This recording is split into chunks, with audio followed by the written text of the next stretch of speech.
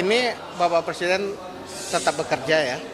Jadi beliau menerima beberapa tamu yang terkait dengan tentu saja bagaimana mendorong proses transisi dalam pemerintahan, termasuk juga keberlanjutan dari program-program prioritas yang sudah fondasinya dibangun oleh Bapak Presiden itu bisa berlanjut ke depan.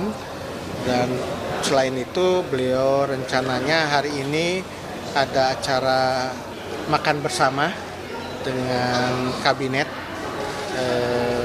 Indonesia Maju 2019-2024 yang akan diselenggarakan pukul 13 nanti di Istana Negara. Jadi ini semacam pertemuan terakhir antara Bapak Presiden dengan anggota kabinet, dan itu dilakukan lebih rileks melalui makan siang bersama. Ya, masa jabatan biasanya identik dengan beberes gitu. Barang-barang presiden yang di sini itu sudah dilakukan atau? Sudah dilakukan oleh Bapak Presiden. Ya, jadi Bapak Presiden sudah berkemas. Jadi seperti teman-teman juga ketahui dan juga sudah sampaikan oleh Bapak Presiden, ya kemas-kemasnya sudah dilakukan jauh-jauh hari, ya. Baik itu di istana maupun di kediaman di Bogor. Semua barangnya tapi dibawa ke Solo semua atau? Iya, di Solo, ke Solo ya.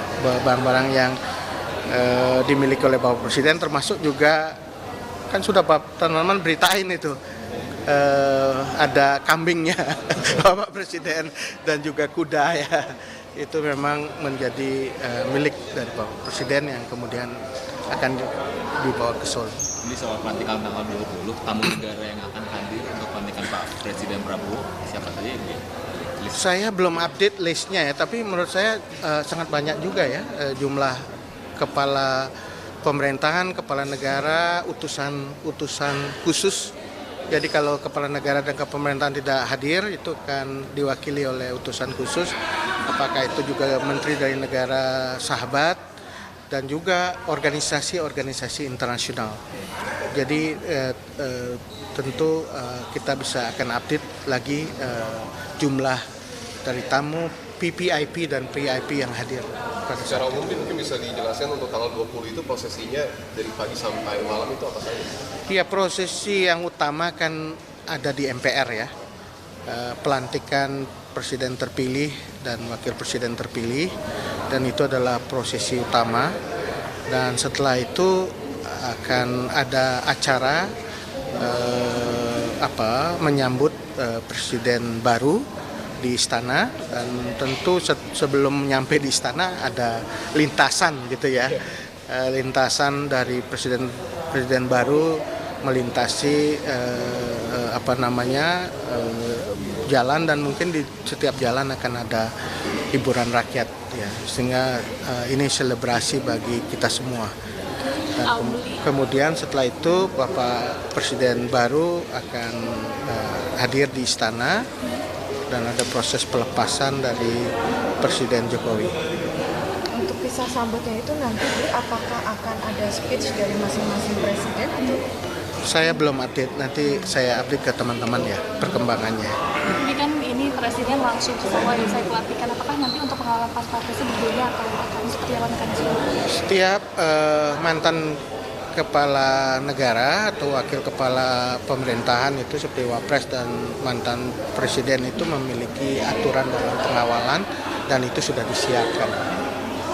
Dan yang kedua adalah mengenai skenario kembali ke Solo, itu intinya Kementerian Sekretariat Negara menyiapkan berbagai skenario ya.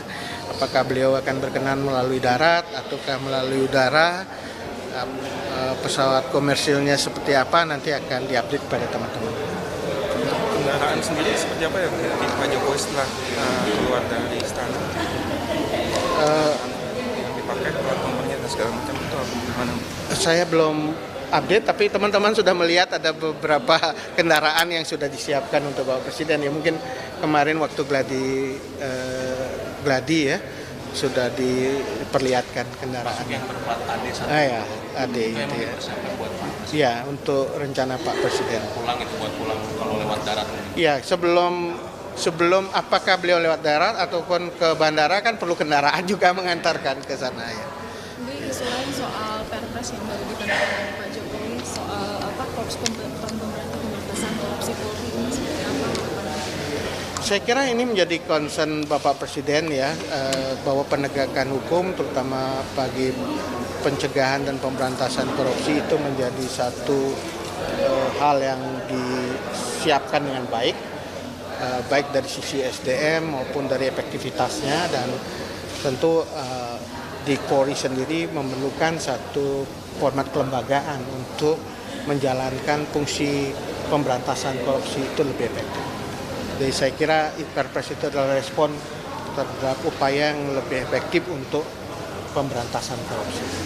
Di terkait Perpres Menteri yang purna tugas itu, Jaminan Kesehatan Menteri purna tugas itu kan hanya diberlakukan bagi Menteri 2019 sampai 2024, itu alasannya apa? Iya, Perpres itu adalah bentuk kepedulian dan perhatian dari Bapak Presiden Jokowi terhadap menteri-menteri yang purna tugas, gitu ya.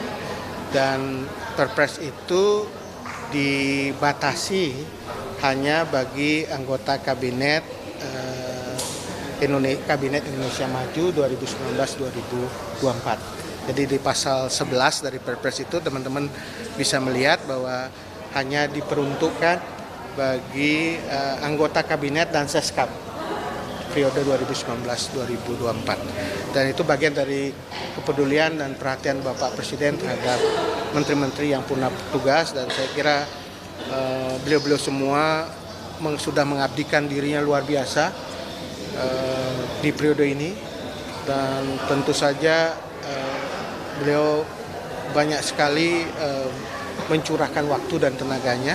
Apalagi kita di periode ini 2019-2024 tantangannya luar biasa. Kita menghadapi pandemi, kita menghadapi situasi ancaman krisis ekonomi dan lain-lain. Itu tentu teman-teman ketahui para menteri itu bekerja sangat keras, dan bentuk perhatian dari Bapak Presiden terhadap menteri-menteri yang purna tugas adalah dengan memberikan satu pelayanan ya terhadap pemeliharaan kesehatan bagi mereka setelah purna.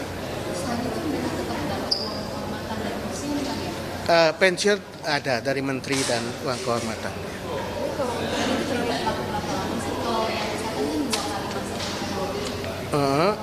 Yang tergantung umur. Kalau kita baca perpresnya, teman-teman bisa cek di perpres, itu ada kategori bagi di bawah 60 tahun itu dua kali periode, bagi setelah 60 tahun itu seumur hidup. Nanti kita cek lagi ya, itu pasti ada aturan yang sudah ada, dan tidak sebesar yang kita perkirakan itu. Pensiun para purna tugas itu tidak sebesar yang nah kita bisa cek lagi. Kalau media wartawan berapa ya pensiunnya? Tapi ini tidak sebanding mungkin dengan apa yang mereka kerjakan selama 5 tahun terakhir yang sangat luar biasa. Perpres sebelumnya pernah juga? Yang di Polri ya. Ya saya kira itu tadi yang jawaban saya tadi, bahwa ini untuk membuat proses pemberantasan korupsi itu semakin efektif dari sisi kelembagaan dan juga penguatan sumber daya manusianya. Kan ada kemudian pihak yang mengkritisi kenapa tidak KPK saja yang dikuatkan. Ini semua instrumen penegakan hukum kan harus betul-betul diperkuat ya. Di situ ada polisi, ada kejaksaan, ada KPK. Itu saya kira harus betul-betul diperkuat ya dari sisi kelembagaan maupun SDM-nya, dan tentu ditambah lagi dengan koordinasi dan sinergi.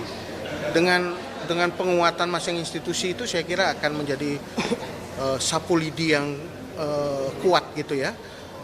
Terikat yang kuat, yang solid gitu untuk pemberantasan korupsi lebih efektif.